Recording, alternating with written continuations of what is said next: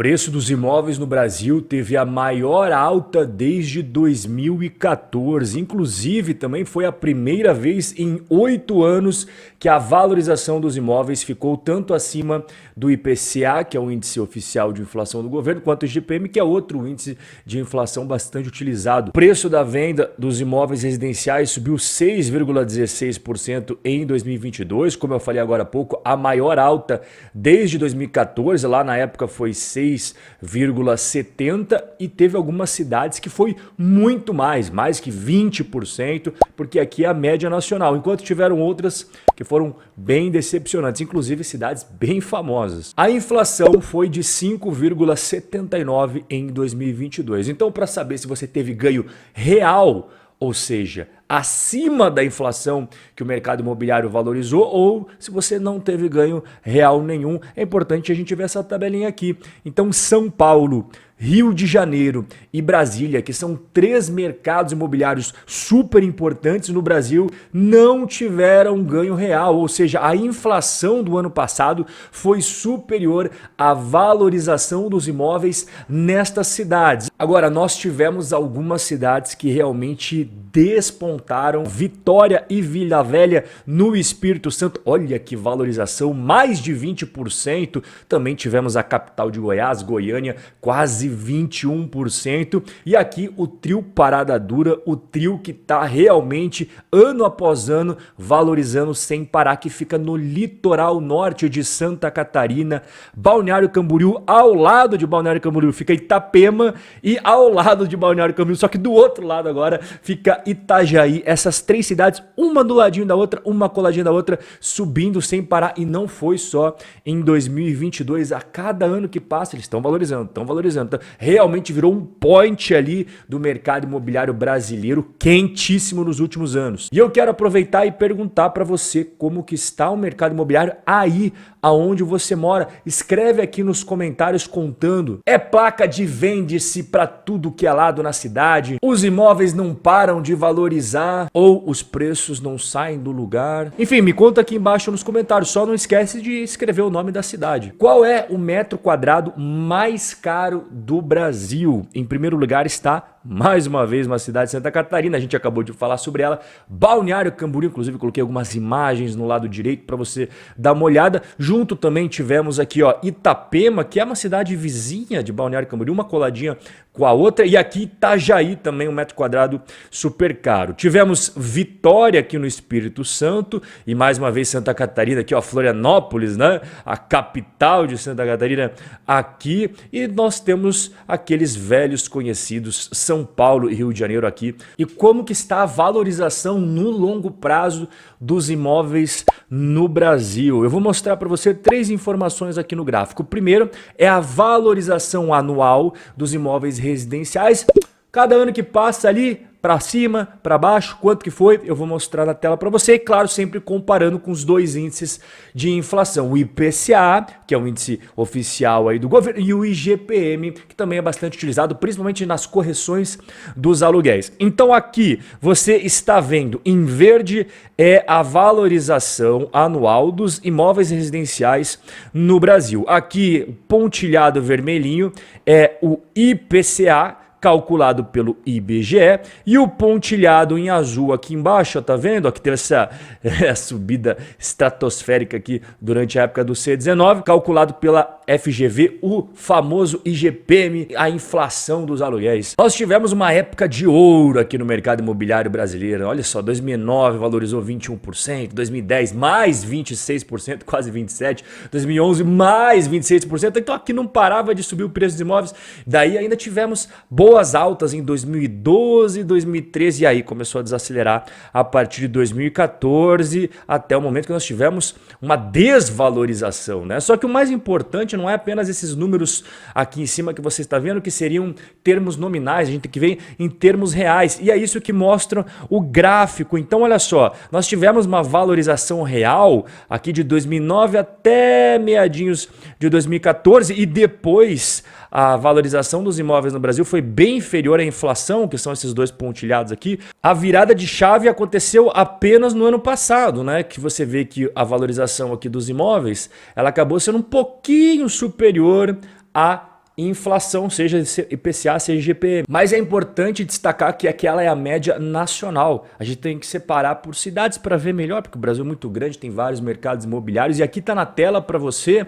Olha só, então, onde que a gente teve uma alta real acima da inflação? Não é? Vitória, Espírito Santo, Goiânia, Goiás, Campo Grande, Mato Grosso, Curitiba, Paraná, Maceió, Alagoas, Recife, Pernambuco. Então, todos esses daqui que estão para cima do tracejado foi acima da inflação, foi ganhos que os investidores desse mercado imobiliário tiveram. Agora, eu até deixei destacado aqui embaixo, maiorzinho para as pessoas verem quais foram as cidades que tiveram uma queda real. Mais uma vez, né? Só reafirmando o que a gente falou agora há pouco. São Paulo, Rio de Janeiro, junto com Brasília e também Porto Alegre, o mercado imobiliário não foi muito bom no ano de 2022. E até interessante isso que eu vou mostrar para você aqui. Aqui o tracejado verde é a valorização dos imóveis. Esse pontilhado aqui que você está vendo é a média das 50 cidades do Brasil. Você vê que caminha de mãos dadas um com o outro, né?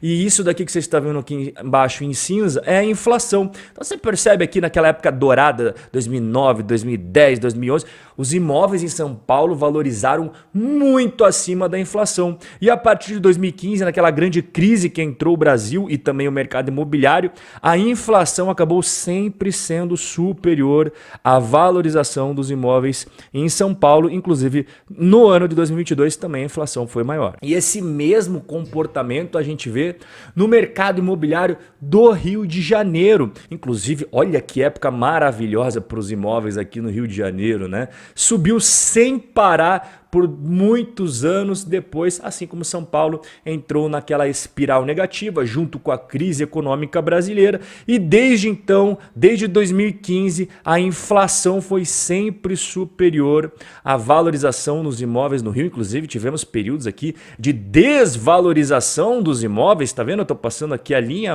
abaixo de 0%, então realmente o mercado imobiliário no Rio passando, assim como São Paulo, por um momento, né, depois daquela fase dourada maravilhosa que tudo subia sem parar, com um momento assim não tão bacana. De modo geral, a venda de imóveis no Brasil em 2022 subiu quase 12%. Aí você vê o levantamento da Associação Brasileira de Incorporadoras Imobiliárias soltando esse número. E aqui eu quero fazer alguns destaques importantes para você. Foram vendidas mais de 133 mil unidades durante este período aí. O segmento de médio e alto padrão registrou 81% de crescimento, olha só. Agora, qual é aquele segmento mais responsável pela maior parte das vendas? É o segmento Casa Verde e Amarela, que agora inclusive voltou a se chamar Minha Casa Minha Vida, responsável por 70% das moradias vendidas neste período analisado. E aqui eu vou até destacar para você duas construtoras muito conhecidas que atuam, uma com o padrão médio alta renda e outro padrão ali Minha Casa Minha Vida mais baixa renda, que são duas bem conhecidas da Bolsa de Valores, que inclusive divulgaram prévias operacionais para a gente ver o mais recente, como é que tá os negócios dessas duas construtoras. Quais são elas? Bom, aqui são várias que nós temos na Bolsa, né? Nós temos Ezetec, Cyrela, Tenda e tal, e eu vou pegar aqui a MRV, que é super negociada na Bolsa de Valores, e vou pegar também a Cyrela. Uma é alta renda, média alta renda, que é a Cyrela, outra é Minha Casa Minha Vida, que é a MRV. Vamos começar com a MRV. Olha só, os resultados mais recentes aí da sua prévia operacional, divulgado alguns dias atrás. Primeira coisa importante que você tem que saber, ela conseguiu aumentar o seu preço, né? O que seria o ticket médio? A média de preço que ela vende os seus imóveis. Agora, os lançamentos, eles tiveram uma dinâmica diferente, né? Você veja que ao longo do ano passado eles estavam meio que caminhando juntinho, lado a lado, não tinha crescimento, não tinha grande queda. De repente, no último trimestre, eles fizeram uma pancada de lançamentos de uma só vez. Só que os números mais importantes são esses que eu vou colocar agora para você aqui na tela. Então, lançamentos, unidades, olha só a queda de 20% aí comparado 2022 com 2021. As vendas acabaram caindo também, cerca de 15%. O ticket médio, como eu falei para você, ele aumentou, né? De R$209 mil para R$236 mil.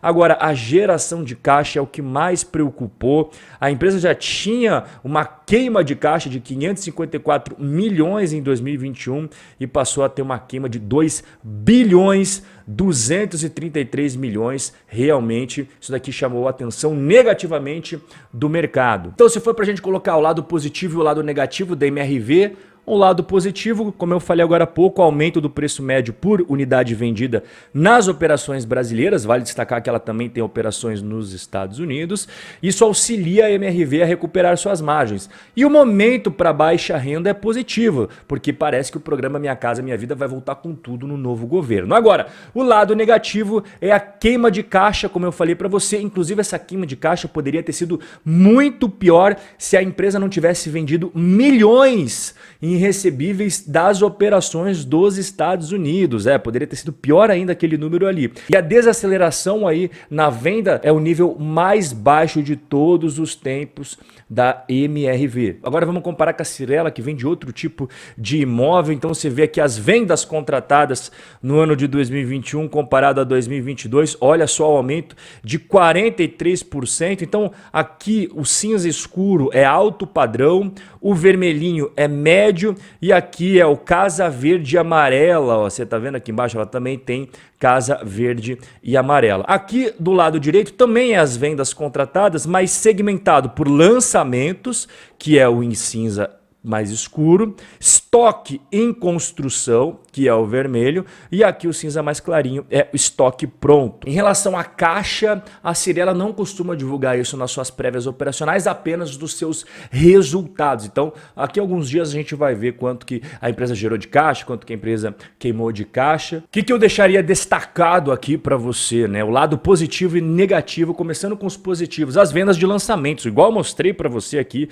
as vendas de lançamentos realmente foram muito relevantes, né? E 89% das vendas no quarto trimestre foram provenientes de empreendimentos de médio e alto padrão. Realmente é algo muito importante para a empresa. Você vê que também ao longo de 2022 o médio e alto padrão foram muito relevantes, né? A empresa teve um ótimo desempenho de vendas, impedindo o seu aumento de estoque, mas o lado negativo é que o cenário macro é desafiador, extremamente desafiador para o Brasil nos próximos meses. Como é que vai ficar a questão da taxa de juros, como é que vai ficar a questão fiscal no Brasil, enfim, tudo aquilo que a gente já conversou em outros vídeos. Não se esqueça de deixar aqui embaixo como é que estão as coisas aí na nossa cidade para a gente trocar uma ideia. Forte abraço e a gente vai se ver no nosso próximo encontro.